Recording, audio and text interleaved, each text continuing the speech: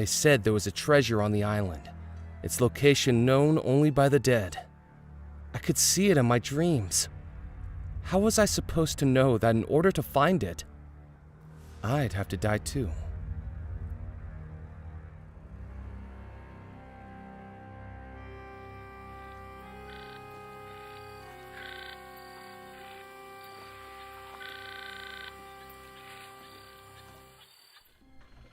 Spirits and specters from regions unknown, guide to me the wanderer who searches alone. Well, welcome back, Murphy McCallan. Have you found all 5 ingredients for the spell? I found 3 so far. Only 2 are left, the chalk and the coffin nails. Hurry. The island will lead you to that which you seek. I have no doubt about that. How will the spell help me find the lost treasure of Belmore Manor? There are things on this island that have gone unseen. Stories that have been left unheard. At least to mortals. I commune with regions beyond. Let me introduce you to a friend. Out of the shadows, the cursed and the damned, return now my servant to do my command.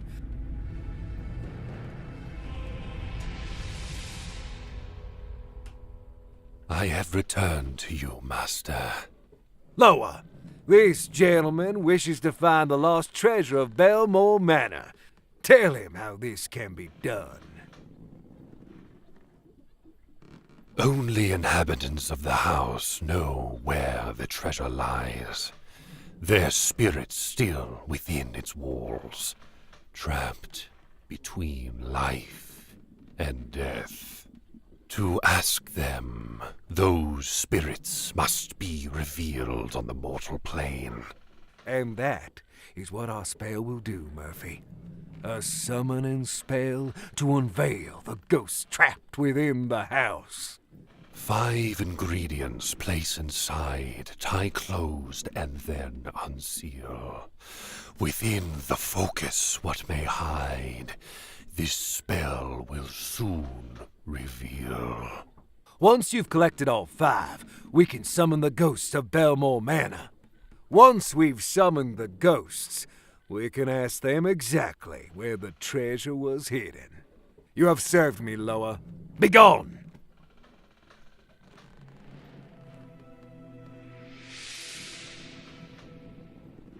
Do you know what happened at Belmore Manor?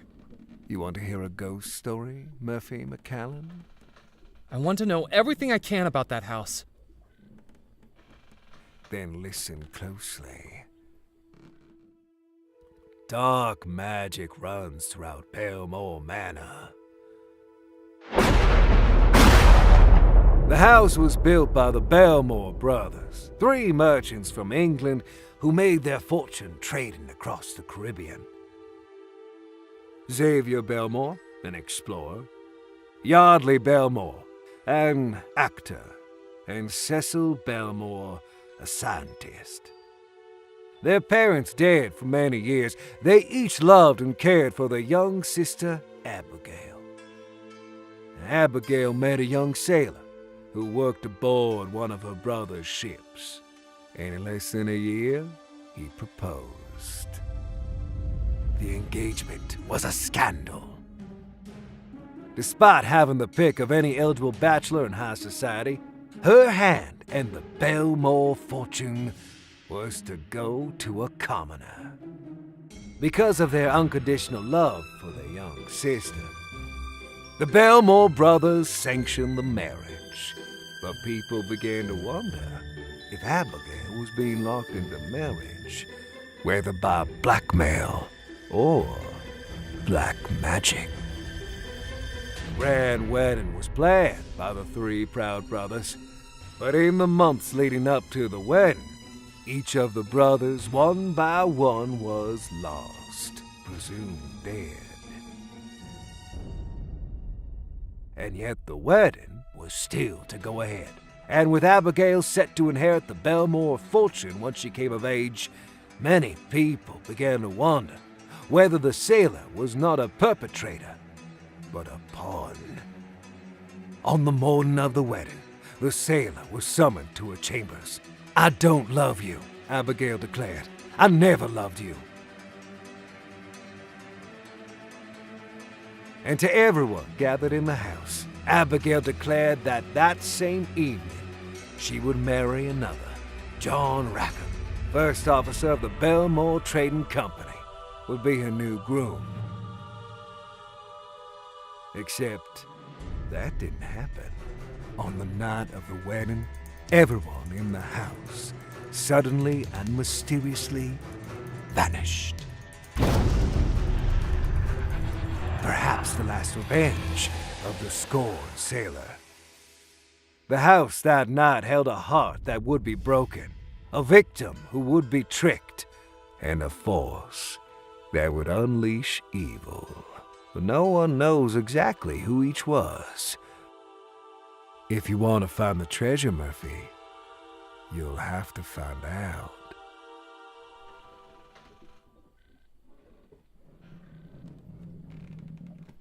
How am I going to find the spell ingredients? Everything I've ever needed for my voodoo spells, I have found on this island. It's as though this island pulls the supernatural to it. Keep searching. Once that's complete, I will show you the final step of the spell. I'm going to finish finding the voodoo ingredients. Hurry back.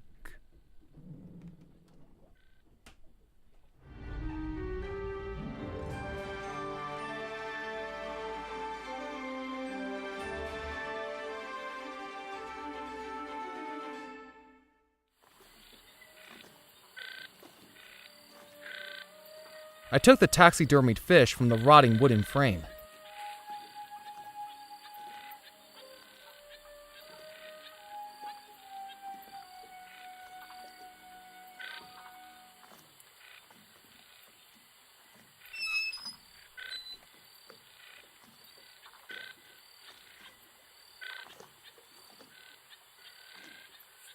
I jiggled the handle, but the door was locked. With a bit of elbow grease, I pushed up the wooden window frame. Pressed against the inside wall was a dusty desk covered in spider webs, and on top it, one thing lay undisturbed, a small folded document which I picked up, along with an unintentional 8-legged companion. Ugh! Ghost stories and haunted treasures I could handle, but spiders gave me the creeps.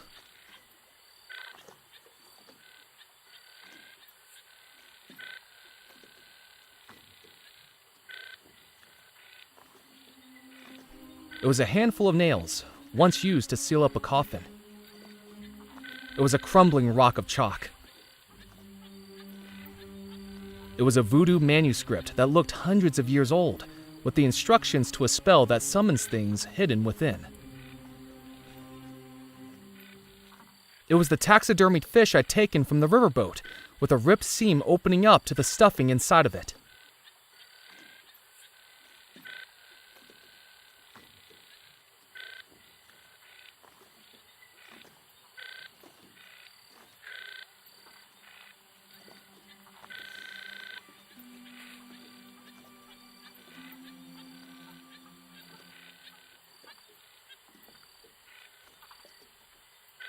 It was a small leather pouch with a drawstring, used for voodoo spells. Currently, it held black feathers, gunpowder, and rum.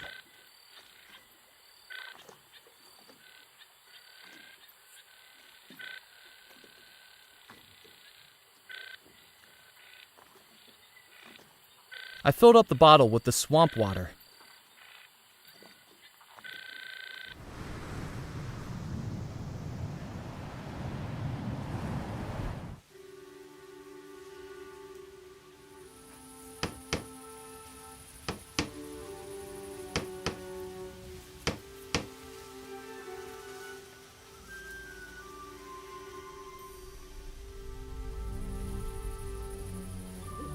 The coffin lid had been nailed down securely. I wasn't going to be able to open it. The tin was empty.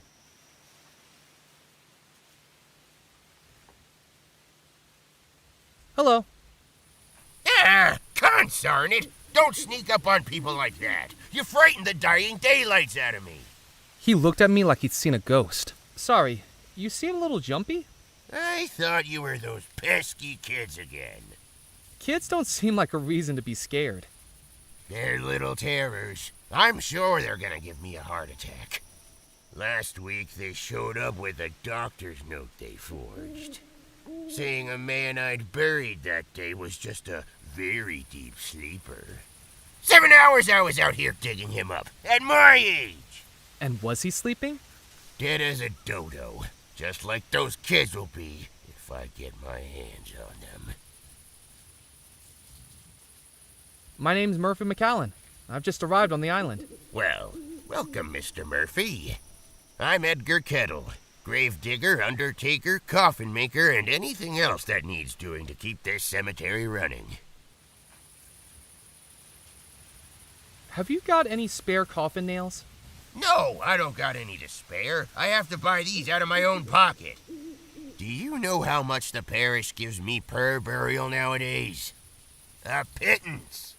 The roof's leaking, my table's broken. I've used floorboards to build some of the coffins. Take my advice. Don't go into this line of work. I'm telling you, undertaking's a dying business.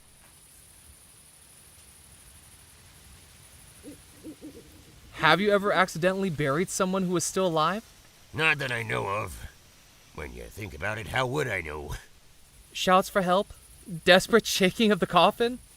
Look, I haven't sealed anyone up who was chatting away with me, let's put it that way. I usually check for signs of life, but everyone takes shortcuts sometimes, don't they? I deserve some rest in peace, too. I'm looking for the treasure of Belmore Manor. Another treasure hunter. Well, let me tell you something, young man. Don't even think about digging up my graveyard.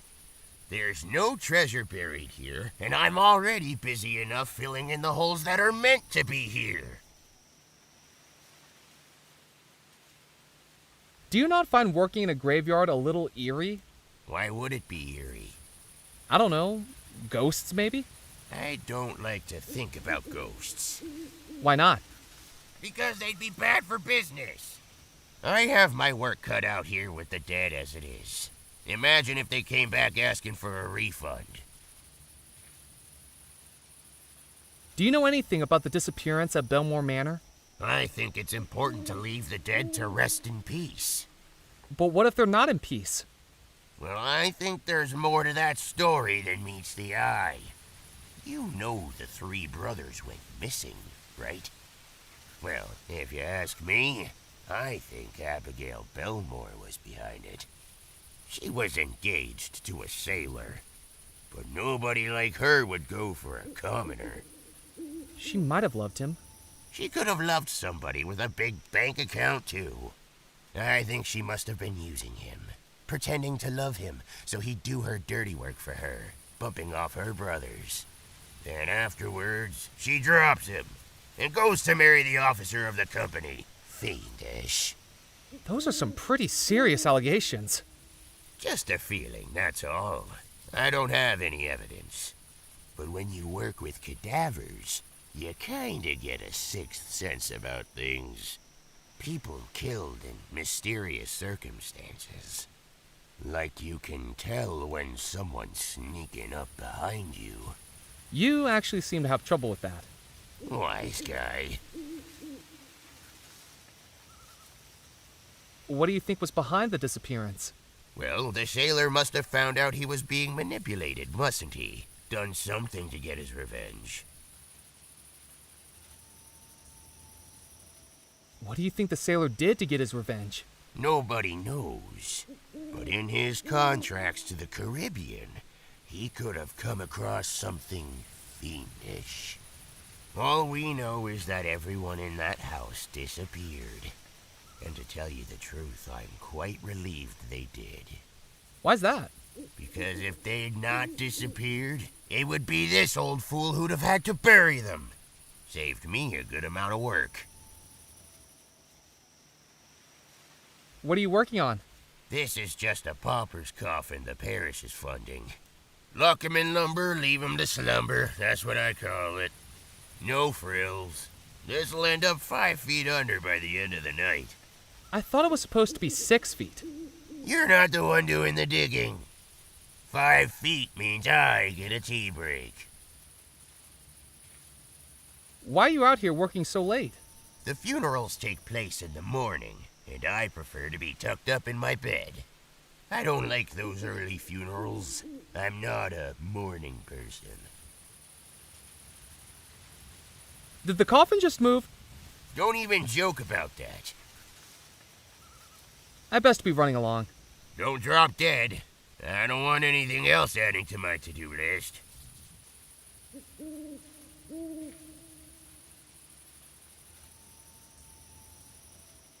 The tin was empty.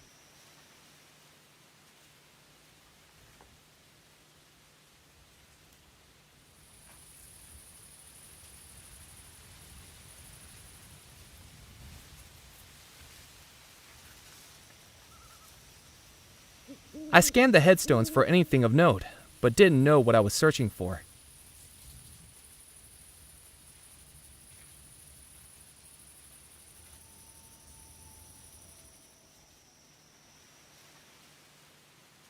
I tried to move the coffin, but the jack was holding the table up securely.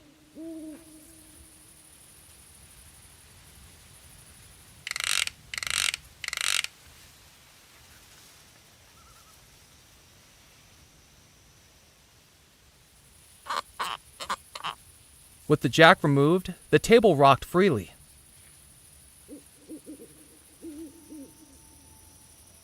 I disturbed Edgar enough.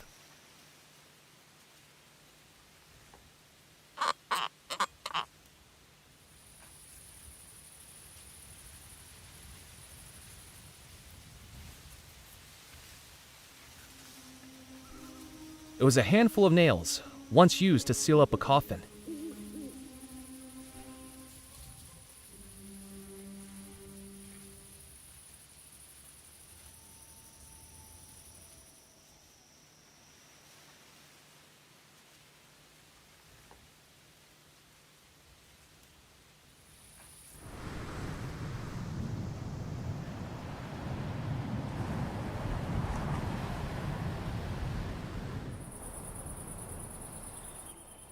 Framed by trees and lit by moonlight, Belmore Manor stood imposingly in the still night air.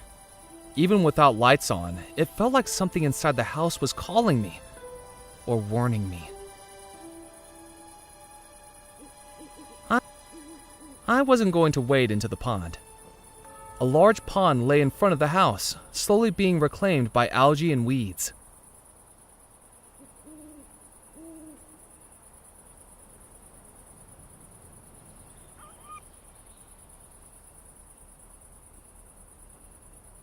I scanned the house for a way in, perhaps an unlocked door or window, but my search was without luck.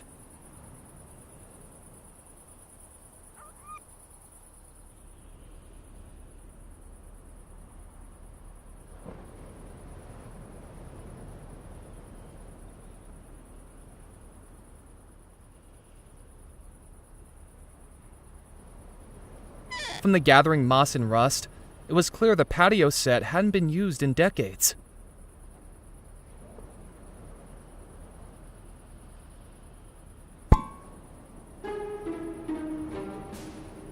So much for good luck.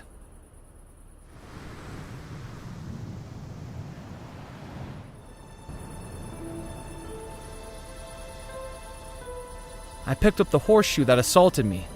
It was heavy, very heavy.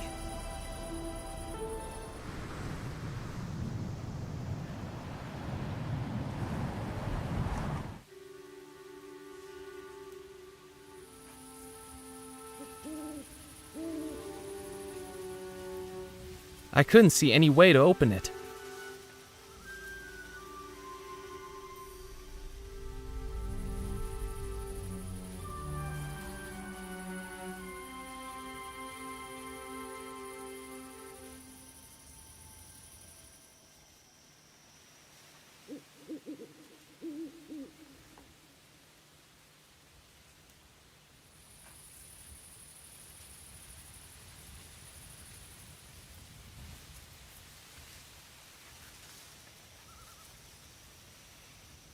That wasn't going to work.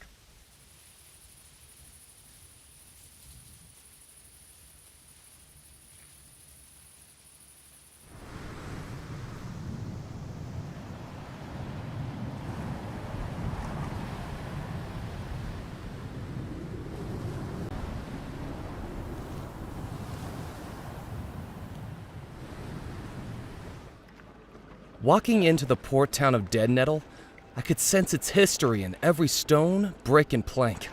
Echoes of merchant ships loading and unloading all manner of cargo from expeditions throughout the Caribbean. Gold and treasure that may still lie hidden on the island.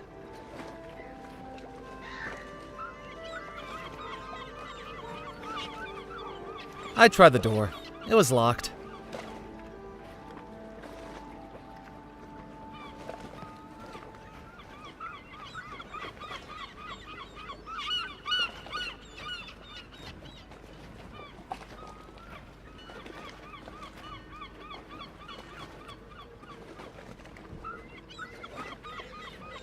The sign read, "The fantastic Fantaccio brothers will be performing tonight. People of all ages welcome. Donations welcome even more so."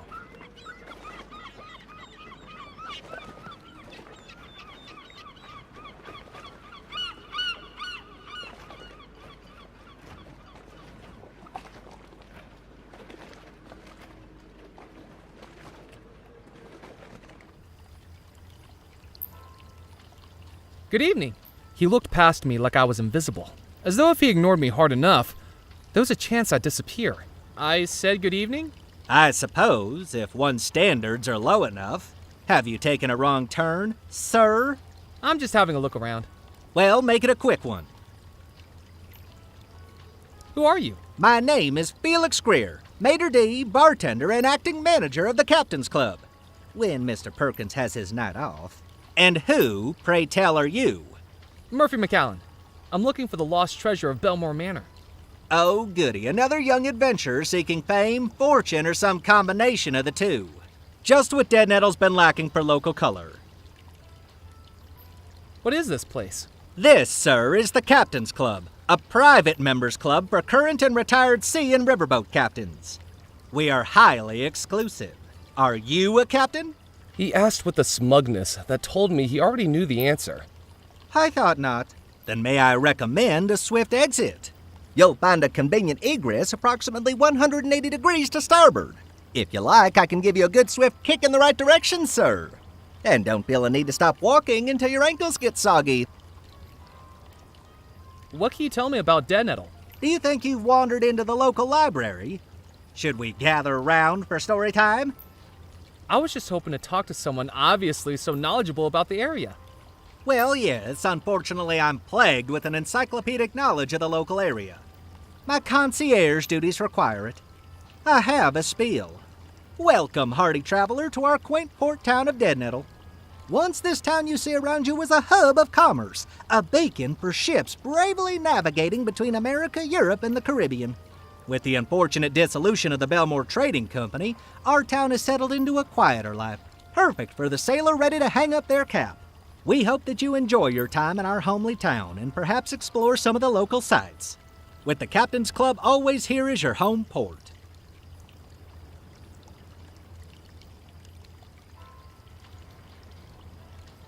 Why was the Belmore Trading Company dissolved? Well, you're taking me off script, but it really was quite the scandal. The three owners of the company vanished, and there was simply nobody left to run the company. Wasn't there anyone who tried? The first officer of the company, Mr. Rackham, looked to step up, but he disappeared too. I do wish the company hadn't collapsed. I bet lots of people share that wish. I might have more customers if it hadn't. What do you know about the lost treasure of Belmore Manor?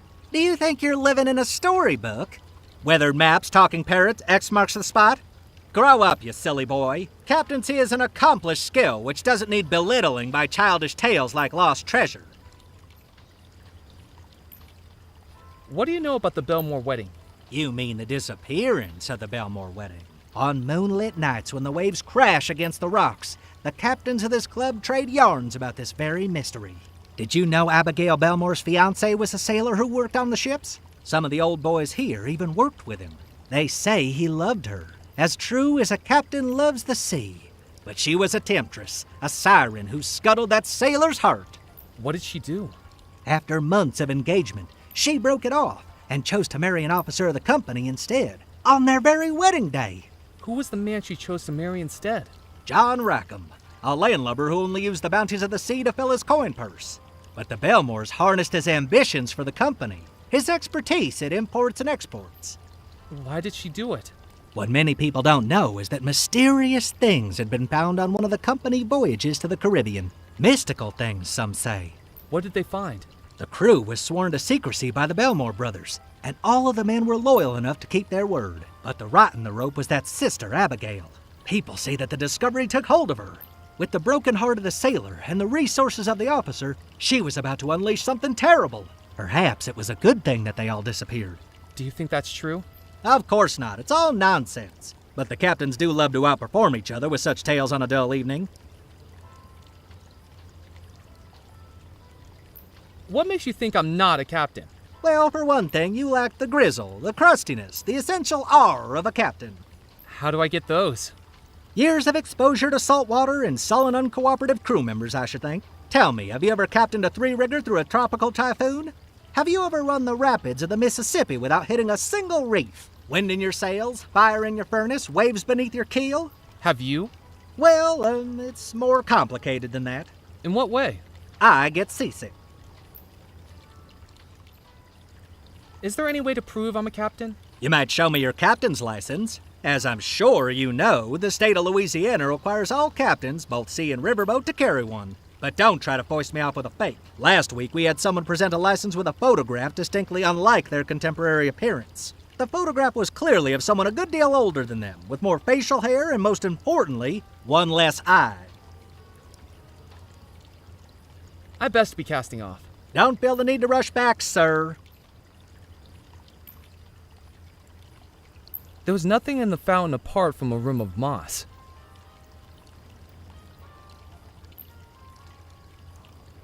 That didn't work.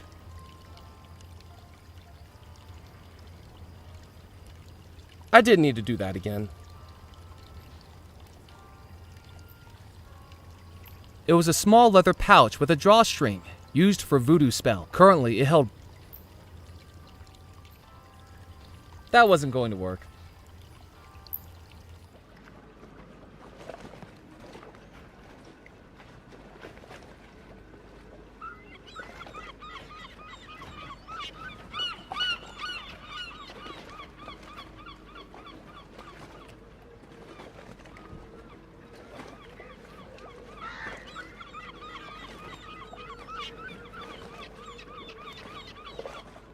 Are the fish biting? Well, not so well today, to tell the truth. They must have been spooked by something. But you should have seen them yesterday. I was having to fight them off the rod. The name's Ned Kipps, by the way. Just Kipps to my friends. I'm Murphy McCallan. Nice to meet you, Mac. What are you doing on this old rock anyway? I haven't seen you around before. Here on vacation? I guess you could say that. Then you got worse judgment than an arm wrestler squaring up to a kraken. Hope you don't regret it. Me too. What's that book you're reading? The Louisiana Book of Records. There's this fish called a pinkoza that swims around these parts. Delicious barbecue. And you're looking at the fella that's caught the heaviest pinkoza ever weighed at the Dead Nettle docks. Now I'm looking to see if it's a state record, maybe even national, or a world record. That's some achievement. Oh, it was. Got my photograph on the front page of the newspaper and everything. What do you do with the fish you catch? A couple I save for myself, and the rest I sell to the Captain's Club. They fancy them up with lemon lobster, slawfish something or other. Fools. Everyone knows the best way to cook them is to barbecue them. But then again, I haven't eaten in that place my whole life. Why not? I don't have a captain's license, so they won't let me in. Don't you have a fishing boat? I used to. The Petit Pichet. But they don't count it if it doesn't have a crew. What happened to it? That's it across the harbor with its bow sticking out the water. It was the strangest thing. There I was, fishing just out in the bay, when a sea serpent comes out the water, wraps itself around the boat. Well, I was going to be a goner. Jabbed my fishing pole right in its beady eye, throttled the motor, and managed to make it back to shore just as the hull went under. It's lucky I made it out alive. That's a pretty tall tale. I wouldn't believe it myself if I hadn't seen it with my own eyes. It was clear that Ned had a penchant for fanciful stories. He told them with such vigor, I think he'd convinced himself they were true. I'm looking for the lost treasure of Belmore Manor. Well, I've heard a tall tale or two, but even I'm not spending my time looking for that. It's been lost for 30 years now. Lost means it's still ready for finding. I've traveled every waterway on this island, and I haven't even seen a hint of it. It could be at the bottom of the ocean for all I know. And I've found a few treasures in my time. French treasure, British treasure, pirate treasure, but no Belmore treasure. Do you still have those treasures? Well, I had to hide them again. Give someone else a chance to find it. I wouldn't believe it myself if I hadn't seen it with my own eyes. What do you know about the disappearance at Belmore Manor? Now there's a tale to tell. You know about Miss Belmore? The bride engaged to the sailor? I heard she was having an affair, getting up to no good with this fellow called John Rackham. He was one of the Belmore Company's higher-ups. Anyway, sailor catches wind of it and tricks Rackham into giving the lady a gift. That's what caused everything to go topsy-turvy. What was the gift? Call me a liar, but there are places in the Caribbean that trade things more elusive than gold. Ungodly things. Is that what you think caused the disappearance? What else could it be? What can you tell me about Miss Belmore? Abigail. More beautiful than a mermaid, and twice as fishy. Seems like such a nice girl, too. Until the affair. It seems so unlike her. What about the sailor? Don't know much about him. Never met the fella. I never got involved in the dock work, to tell the truth. Always preferred to sit with my fishing pole and fend for myself. We all figured that Abigail being in love with him and everything. He must have been fine folk. I think we were wrong. Poor Rackham, though. He was wronger still. I'm a business guy myself. Get the product, sell the product. Nothing wrong with bringing home the bacon. But he brought back trouble, and he paid the price. I suppose it was a mistake for him to get involved with Abigail. It's risky mixing business and pleasure. Catch you later, Ned. See you around, Mac.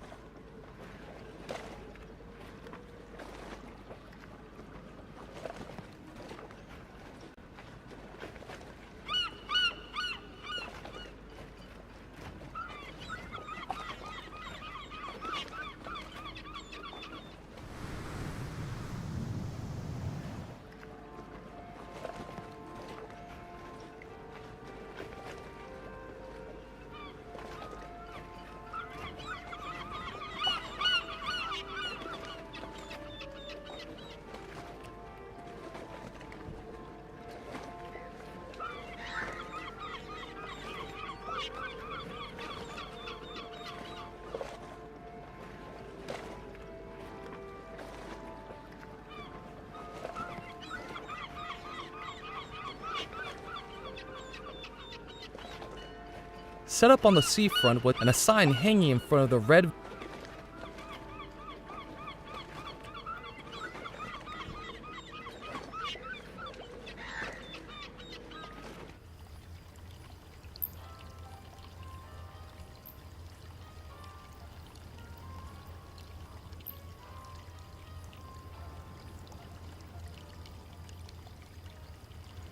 You can't go up there. It's for members only.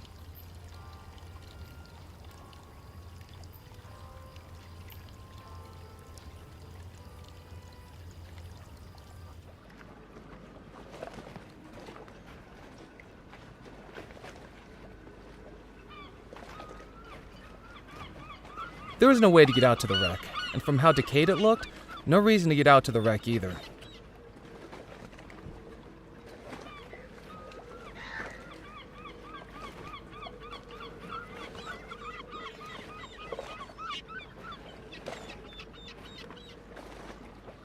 The latest newspaper contained a photograph of the fisherman on the docks, with a headline declaring he'd just broken the island's heaviest catch record. Nothing else was of interest. You! Stop right there! What's your name? Murphy McAllen. I haven't seen you before. What's your business? I'm just visiting. Why do you need to know? Because your business is my business, and my business is news. I'm Evelyn Stoker, editor of the Juniper Parish Gazette. No misdeed left unshared. No drama left unmonetized. Come on, work with me here, Murphy. I need something juicy. Committed any crimes? Uncovered any affairs? Any deep, personal secrets to reveal?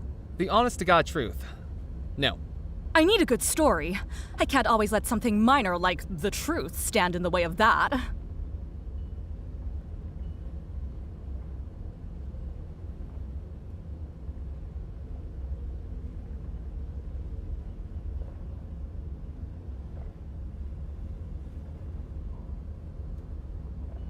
Don't even think about touching that machine. I wasn't going to get ink all over my hands.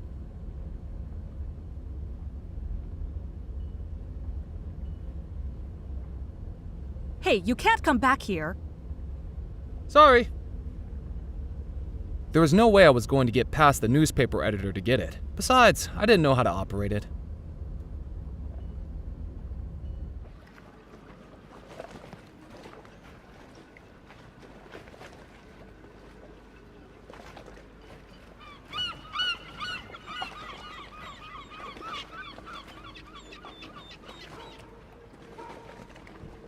The fishing net was so worn, it looked like it might fall apart at any moment. It wasn't going to be of any use to me.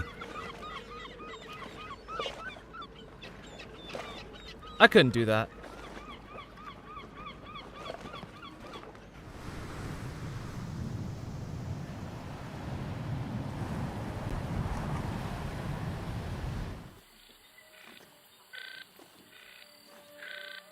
There was nothing else of interest in the shack.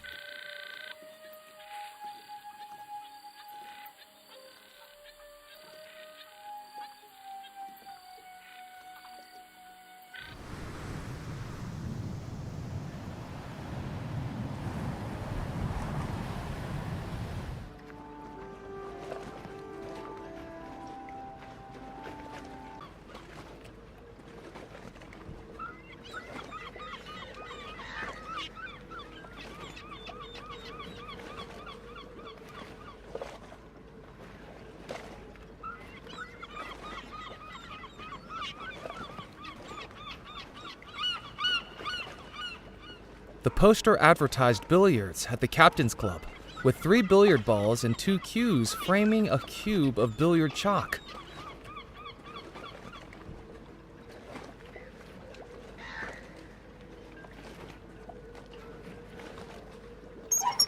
I hung the fish on the scales. Nice try, Mac, but it's going to need to be heavier than that to beat my record.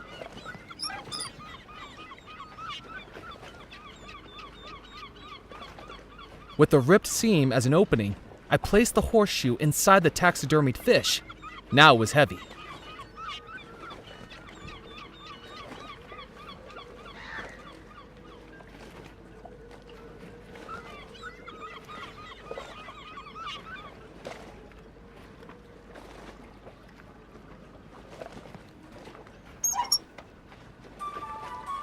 Mac, does that say what I think it does?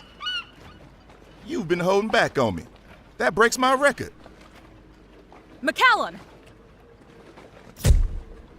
You just broke the island fishing record. How did you hear about this so fast? It's my job to know about things fast. Now, I'm doing the questions here. So what led to this unbelievable turn of events? Years of practice? Or a 1 in a million fluke? Did the fish just jump into your lap as you walked the quayside? Was the fish dropped by a passing seagull? Would have been a pretty darn big seagull. Just beginner's luck, I guess. As I suspected, well, as much as it pains me to say it, you're the cover story on this evening's edition of the Juniper Parish Gazette, and this is why I'm not getting a Pulitzer.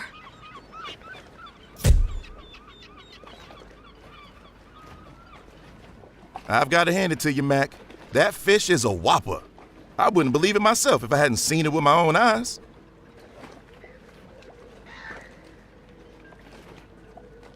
I'd had enough of carrying the suspiciously heavy fish around. I decided to leave it there.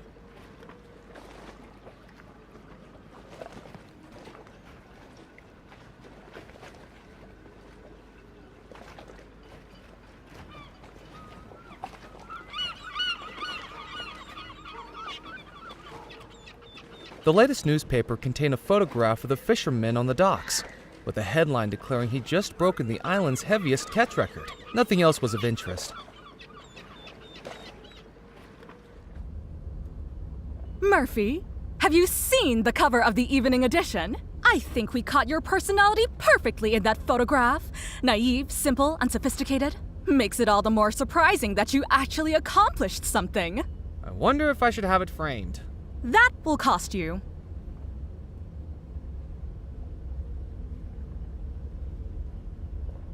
I picked up the newspaper. The fewer people that saw it, the better. Carefully, I cut my photograph out of the newspaper. I stuck the cutout photograph onto the still tacky interior of the captain's license. It was convincing enough.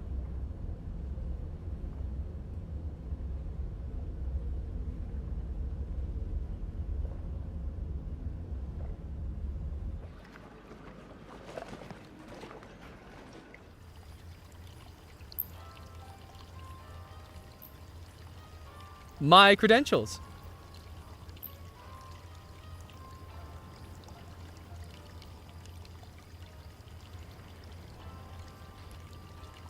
You're telling me you are a captain?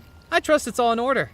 Look, Sonny, the bylaws of this club only allow the club manager to verify a captain's license. And Mr. Perkins is enjoying his backgammon evening with Mrs. Perkins and the ladies this evening, with strict instructions not to be disturbed. So I'll be accepting this tonight, but try this again tomorrow night and it'll be another story. Now, with that said, a warm and hearty welcome to the Captain's Club. We sincerely hope you make use of and enjoy our facilities, and do please let me know if I can be of any assistance at all.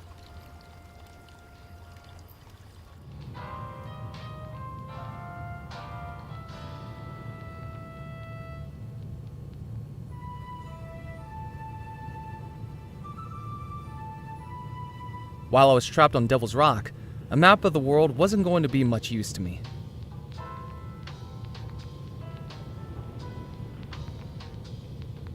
It was locked.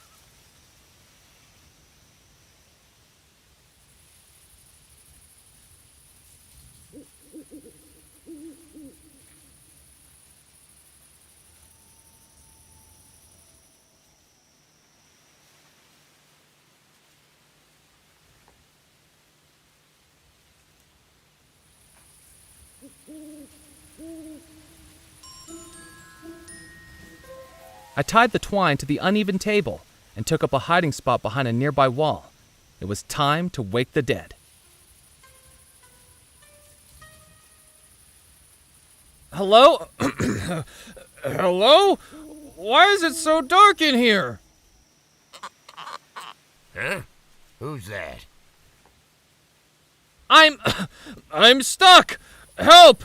Help! If that's you kids... Get me out of this thing! Oh, no, not again.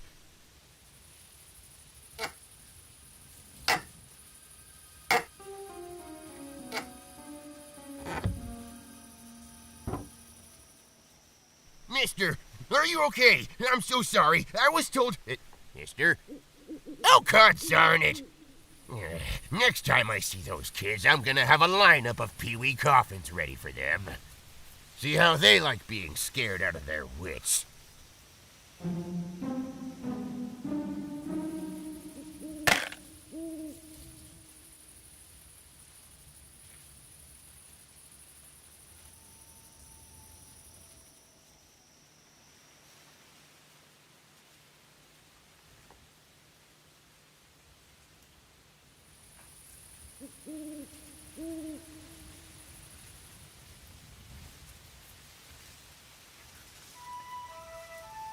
I picked up the handful of discarded coffin nails from the tin.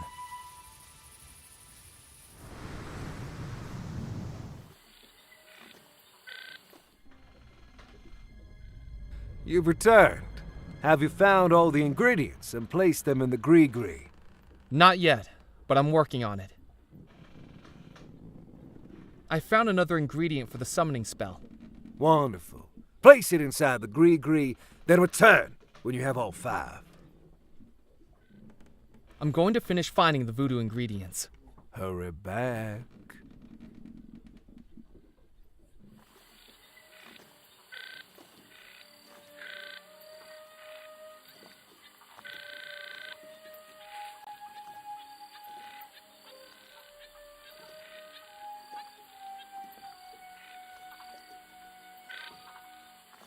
I placed the coffin nails into the gree-gree.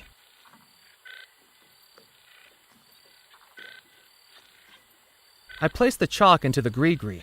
I've done it. All 5 ingredients for the summoning spell. Now I needed to head back to the Spirit Queen.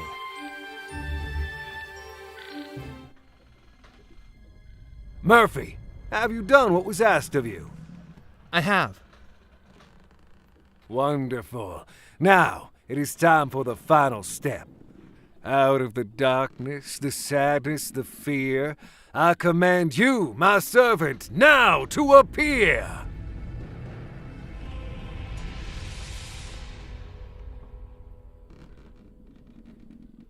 I have returned, Master.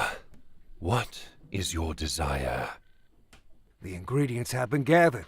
The final step of the spell is ready. The focus. The focus of the spell is that which you are casting it upon. Belmore Manor is where the ghosts reside. An image of Belmore Manor is what you must direct the spell with. Murphy, do you have an image of Belmore Manor we can use?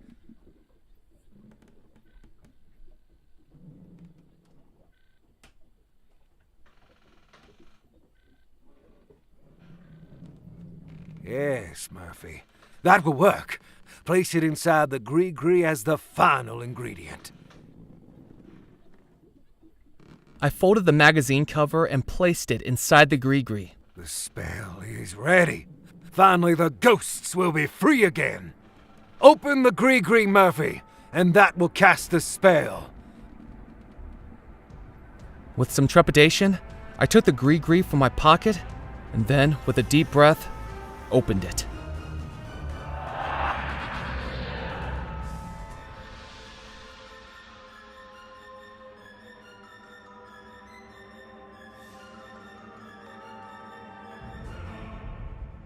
At last, I am free.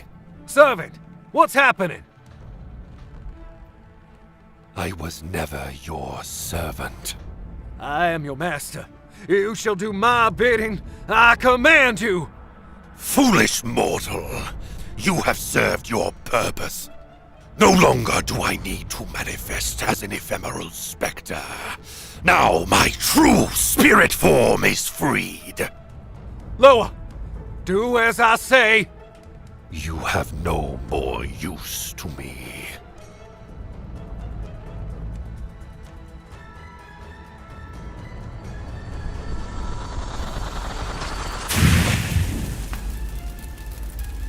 I wasn't sure what I'd just seen, but the voodoo fire raging all around me was all too real. I needed to get out, and fast.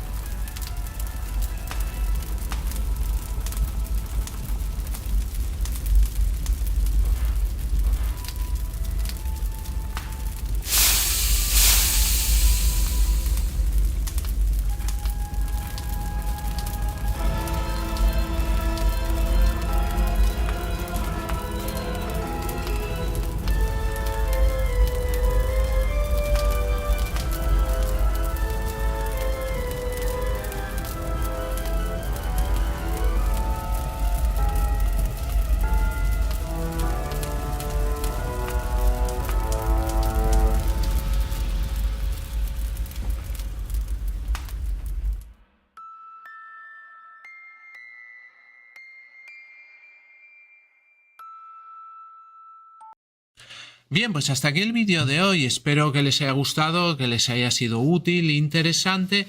Y antes de terminar, vamos a hacer un pequeño recorrido por todos los canales creados por EBM Informática. Y así, si alguna temática de alguno de ellos les interesa, pues pueden acceder a ellos fácilmente. Bien, el primero y el canal más grande es el canal de EBM Informática, donde tenemos tutoriales de todo tipo de actividades del mundo de la informática. Tenemos cursos completos como de Word, Excel, Access, Photoshop, trucos y diversas explicaciones de aplicaciones normalmente de PC que les pueden ser muy interesantes. Y luego tenemos el canal de Brumas del Pasado, donde lo dedicamos a temas culturales. Por ejemplo, nos especializamos en vídeos de biografías de ficción, donde elegimos personajes ficticios y hacemos una cronología, una biografía, una vida y hechos como si hubiera existido realmente, y elegimos personajes de películas, series de televisión, de cómics, de videojuegos y de libros. También tenemos la sección de lugares ficticios, que es parecida a la anterior, pero cogiendo pues esos lugares que no han existido, y otra que sería la de biografías reales. Aparte tenemos secciones como secretos de la historia, una sección dedicada a los pioneros del cine que la llamamos en blanco y negro, y otra sección que se llama pequeña gran pantalla, que nos centramos más en el cine de hoy en día, rankings también de series de televisión, etcétera. Entonces, un canal muy completo donde van a encontrar diversos contenidos culturales muy interesantes. Para finalizar, tenemos el canal Just Surrender, donde tenemos curiosidades de videojuegos, historias de videojuegos y gameplays o walkthroughs, soluciones completas en un solo vídeo de algunos de videojuegos que más me gustan, sobre todo del tema de aventura gráfica. Pues muy bien, muchas gracias y hasta el próximo vídeo.